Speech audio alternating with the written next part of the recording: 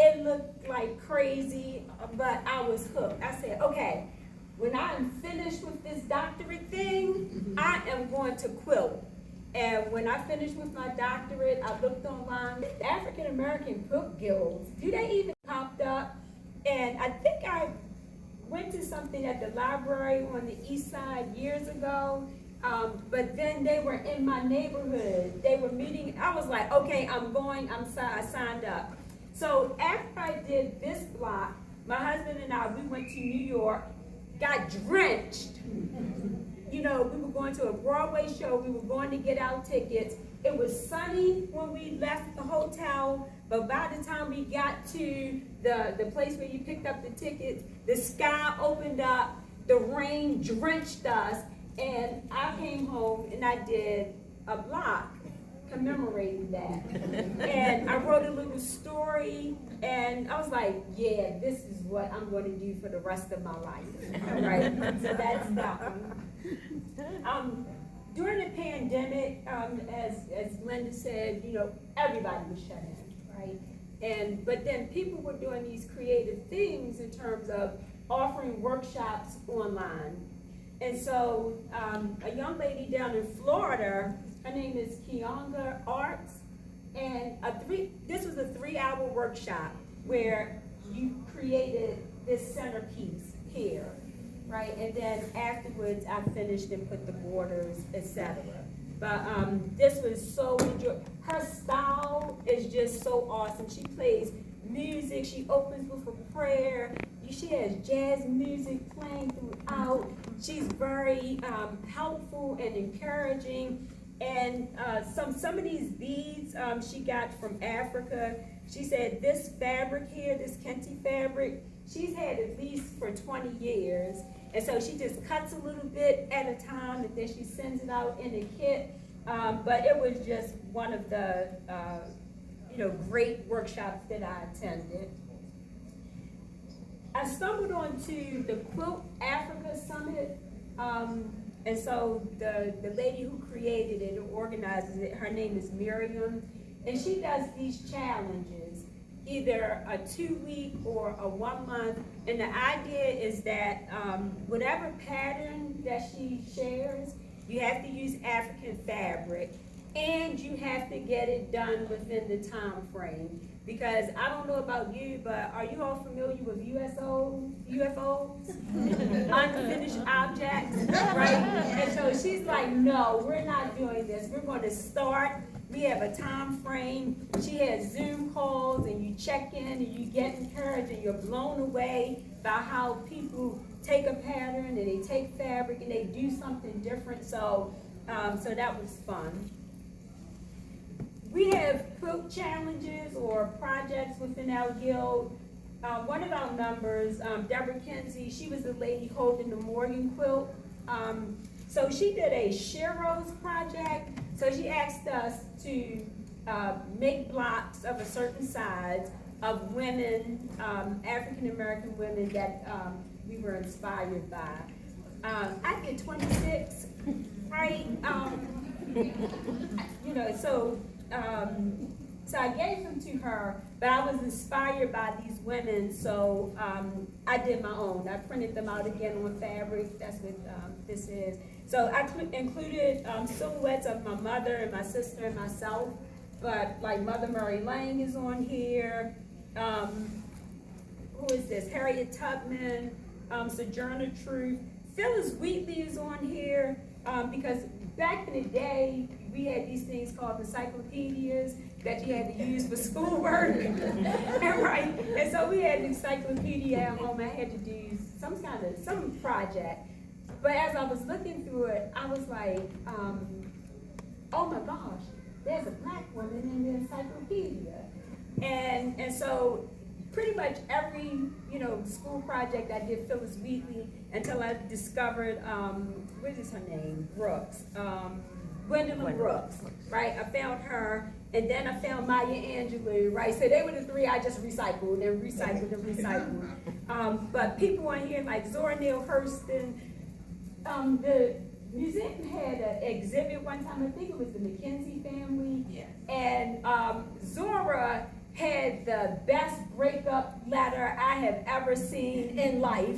So whatever this dude was that she, was done with, oh my gosh, it was like, she actually wrote that. So she's a favorite of mine. So many inspirational women on here. So when I look at them, I'm reminded that I can do anything, be anything, as long as I, pull up my sleeves and get the work done.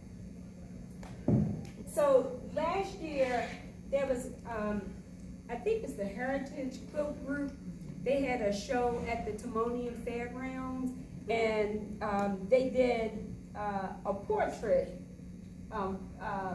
little segment. So the woman, she had all of this fabric and these patterns, and she's like, you have to come up with like a really saucy, sassy story or name for the woman, because we're saucy and we're sassy. So I did that. The piano, when we were younger, every Saturday morning we had to go for piano lessons at our church. Every Saturday morning for years and years and years. And so even though I still don't play well, I still like the piano, and this just reminded me of that. So I did the applique of that, and so that's my little block from the quilt show. All right. So I'm a YouTube junkie. I profess that, maybe there's a 20-step program I can go through, but it's not going to happen. But there's a gentleman, he goes by the name of the Quilting Marine, and he came into quilting to manage his PTSD. And so he says when he starts to get into his feelings and he goes into his room, everybody knows to leave him alone, and he just takes scraps and sew those scraps, and he sews those scraps until he's ready to come back out. And so I was like, wait a minute, I have scraps, and I'm going to take a whole month and sew up all, so I had a big bag of scraps. So a year later, right, I sold all of these scraps, and I was like, well, what am I going to do with it? I have all of this new fabric now. So I used scraps, the fabrics that I put together, and I made this little teddy bear. And so he makes me happy, because I like teddy bears. All right, and Kelly, okay, great. All right, so Kelly's gonna help me, thank you. So just a couple of quilts I wanted to show. So this one I just made for my husband. He turned 60 this year. And so, usually this dude, I sew in my bedroom. So with the pandemic, we had our nephews, and I had to move all over the house, and I settled in our bedroom.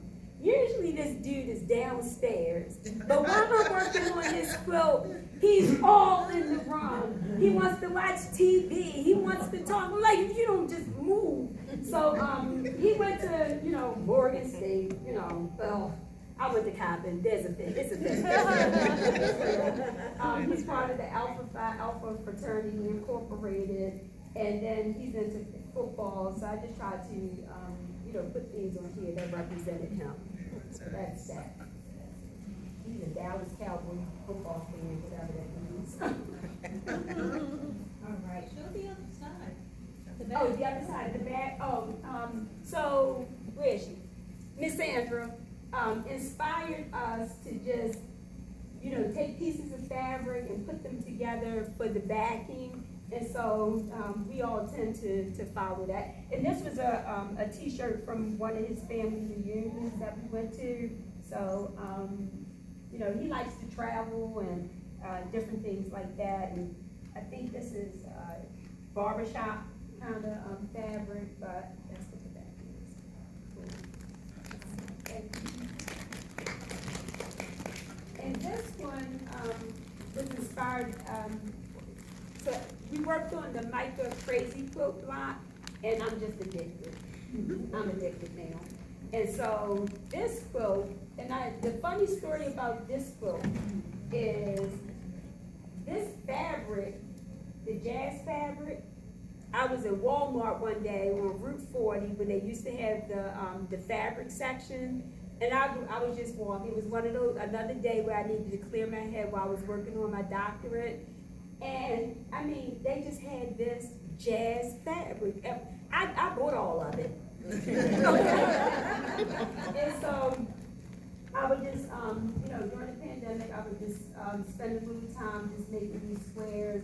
And I like this so much, I said, this is for me. So I'm keeping this one. So I really like that. In the back is just similar, just two different pieces of fabric put together.